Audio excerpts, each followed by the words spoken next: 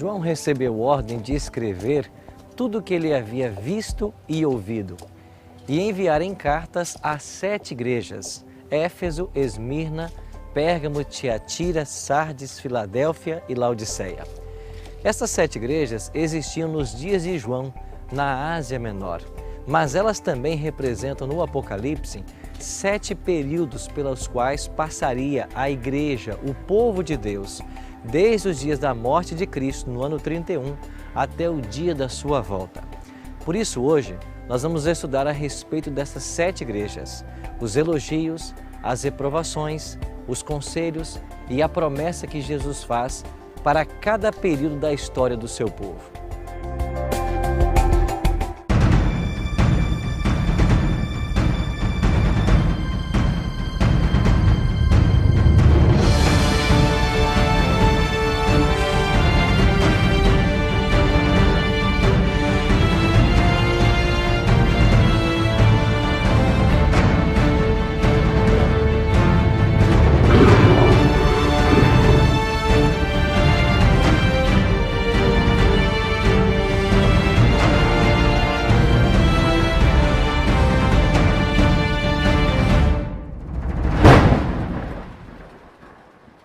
Olá, amigos! Sejam bem-vindos ao segundo estudo do livro do Apocalipse. Hoje vamos estudar os capítulos 2 e 3, as 7 igrejas do Apocalipse. Queria convidar você a tomar a sua Bíblia e fazermos agora uma viagem no tempo. João, no capítulo 1 de Apocalipse, no versículo 11, recebeu uma ordem muito interessante. Assim diz o texto: o que vês, escreve em livro e manda às 7 igrejas: Éfeso, Esmirna, Pérgamo, Tiatira, Sardes, Filadélfia e Laodiceia. Estas são as 7 igrejas do Apocalipse. São igrejas que existiam nos dias de João, na província da Ásia, mas elas também representam 7 períodos pelos quais passaria a Igreja de Deus dos dias de Cristo até os dias da sua volta. Vamos agora dar uma breve olhada nessas 7 cartas escritas por João. Capítulo 2, verso 1, nós temos a carta à igreja de Éfeso. Assim diz o texto: estas coisas diz aquele que conserva na mão direita as 7 estrelas e anda no meio dos 7 candeeiros de ouro. Em cada uma das cartas, Jesus se apresenta de uma forma diferente. Para Éfeso, ele é aquele que caminha no meio dos candeeiros e tem as 7 estrelas em suas mãos. Os candeeiros representam as 7 igrejas, ou seja, Jesus percorre, junto com o seu povo, a trajetória desta vida. E essas 7 estrelas na mão de Cristo representam 7 anjos das 7 igrejas, ou seja, os mensageiros de Deus. O próprio Cristo os tem em suas mãos. Esta igreja de Éfeso representa a igreja cristã que vai do período do ano 31, da morte de Cristo, até o ano 100, aproximadamente a morte do último apóstolo. Em cada igreja, Jesus apresenta-se de uma forma diferente, apresenta também uma repreensão, um elogio, um conselho e faz uma promessa. Aqui na carta a Éfeso, no versículo 3, nós encontramos o elogio.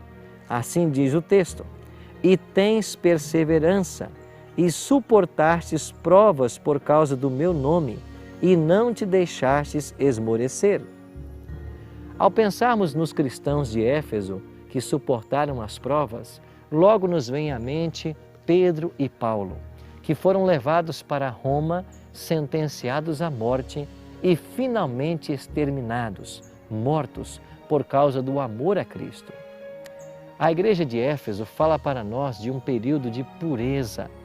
A igreja apostólica mantinha as verdades ensinadas por Cristo no seu bojo doutrinário, mas as coisas estavam para mudar. Vamos então para a segunda igreja do Apocalipse, capítulo 2, versos 8 em diante.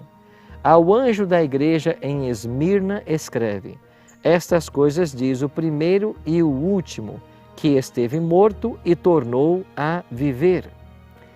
A igreja de Esmirna representa o período cristão que vai do ano 100, quando morre João, aproximadamente a data da morte de João, até o ano 313. Agora, no versículo 10, há uma referência direta ao ano 313. A Bíblia diz assim: não temas as coisas que têm de sofrer, eis que o diabo está para lançar em prisão a alguns de vós, para ser dispostos à prova, e tereis tribulação de 10 dias. Se fiel até a morte, dar-te-ei a coroa da vida. Esses 10 dias proféticos cumprem-se do ano 303 a 313, com as fortes perseguições movidas contra os cristãos por Diocleciano e Galério. Esses imperadores perseguiram severamente aos filhos de Deus, mas um edito assinado pelo imperador Constantino em 313 pôs fim a esse período, e assim damos início ao terceiro período da Igreja.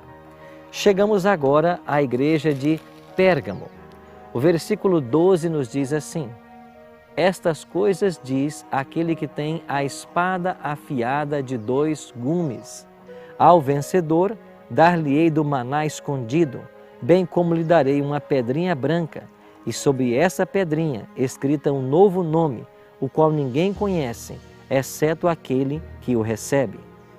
A igreja de Pérgamo representa o período que cobre do ano 313, com o Edito de Tolerância de Milão, até o ano 538. Dentro desse período, nós temos a queda do Império Romano, com a morte de Rômulo Augusto. A despeito das severas provas que os cristãos também enfrentaram nesse período, há uma promessa para os crentes de Pérgamo, e a promessa é que eles receberão uma pedrinha branca. Nos tempos bíblicos era muito comum, quando alguém ia ser julgado, a pedrinha branca significava a absolvição e uma pedrinha negra, preta, a condenação. Desta maneira, nós vemos aqui a clara absolvição para aqueles que creem em Jesus Cristo e são fiéis aos seus ensinos. Vamos agora para a quarta igreja, a igreja de Tiatira. Apocalipse capítulo 2, verso 18. Ao anjo da igreja em Tiatira escreve: estas coisas diz o Filho de Deus, que tem olhos como chamas de fogo e os pés semelhante ao bronze polido. A igreja desse período cobre dos anos 538 até 1517. O evento importante de 538 é o início da supremacia papal, quando acontece a união da Igreja com o Estado. Já no ano de 1517, surge no cenário histórico Martinho Lutero, aquele monge agostiniano que voltou-se para a Bíblia e começou a restaurar verdades que estavam sendo colocadas em terra pelo papado. Este período foi um período de provas para a Igreja de Cristo, mas Deus abençoou fielmente seus filhos e a igreja começou a restaurar um importante princípio, o princípio sola scriptura, ou seja, só a Bíblia é autoridade para todos nós. Chegamos então à quinta igreja do Apocalipse.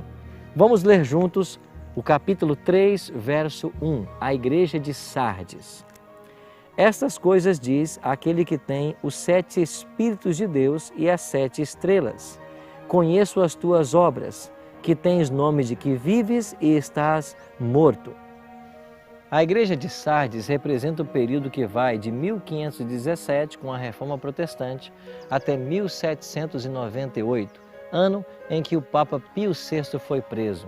E assim tivemos fim ao grande período de 1260 anos de supremacia papal. Vamos agora para a sexta igreja do Apocalipse, Filadélfia. Apocalipse capítulo 3, versículo 7 diz: ao anjo da igreja em Filadélfia escreve: estas coisas diz o santo, o verdadeiro, aquele que tem a chave de Davi, que abre e ninguém fecha, e fecha e ninguém abrirá. A igreja de Filadélfia fala a respeito de reavivamento, e o período que cobre por esta igreja é de 1798 a 1844. De fato, entre 1842 e 1844, o mundo experimentou um grande reavivamento no estudo da Palavra de Deus. Principalmente as profecias de Daniel foram buscadas e compreendidas. E nós tivemos em 1844 aquilo que nós chamamos de o grande desapontamento milerita. Falta-nos agora apenas a 7ª igreja do Apocalipse. Apocalipse capítulo 3, versículo 14. Ao anjo da igreja em Laodiceia escreve: estas coisas diz o Amém, a testemunha fiel e verdadeira, o princípio da criação de Deus. A igreja de Laodiceia não recebe nenhum elogio, mas uma reprovação. Esta igreja é chamada de igreja morna e Deus diz que está a ponto de vomitá-la de sua boca. Mas Deus também tem um conselho para esta igreja. Caso os laodiceanos o atendam, eles passarão por uma experiência de salvação. Apocalipse 3, verso 18 nos diz: aconselho-te que de mim compres ouro refinado pelo fogo para te enriqueceres, vestiduras brancas para te vestires, a fim de que não seja manifesta a vergonha da tua nudez, e colírio para ungir os teus olhos, a fim de que vejas. Este tríplice remédio é a solução para o problema da igreja. Se nós, como laodiceanos, aceitarmos esse conselho, nós não viveremos no estado de Laodiceia, no estado de mornidão espiritual. Por isso, o Apocalipse convida eu e você para aceitarmos aquele que bate à porta. E no versículo 20, Jesus diz: eis que eu estou à porta e bato. Se alguém ouvir a minha voz e abrir a porta, entrarei em sua casa, cearei com ele e ele comigo. Vamos abrir nosso coração a Cristo, nós que vivemos no período da última igreja e aguardamos a sua volta. Se esse é o seu desejo, ore comigo agora. Pai Santo, muito obrigado por esta promessa à igreja de Laodiceia, de que o Senhor bate à porta. Queremos abrir o nosso coração e te aceitar como nosso Salvador. Em nome de Cristo nós te oramos. Amém.